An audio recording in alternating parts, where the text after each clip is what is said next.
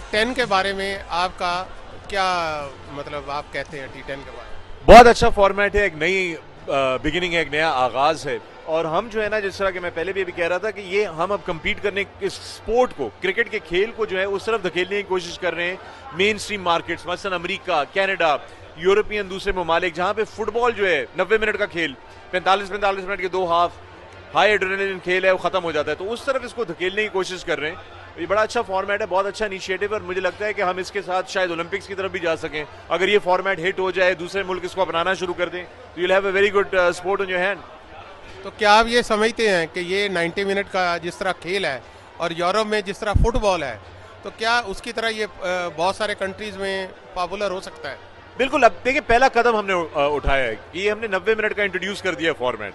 अब इसको मजीद पुश करने की जरूरत है। इसको अगला, इसमें T10 फर्ज करें ममालिक के बीच में, अभी तो ये लीग की टीमें खेल रही है ना, बट हम इमेजिन करें कि England, West Indies, Sri Lanka, Australia, Pakistan की टीमें जो हैं वो T10 का इंटरनेशनल चैंपियनशिप खेल रही हैं। एंड देन आई थिंक कि हम इसको पुश कर सकते हैं कि ये ओलंपिक्स की तरफ, और ये दूसरे मुल्क भी इसको फिर अपनाना शुरू कर दें।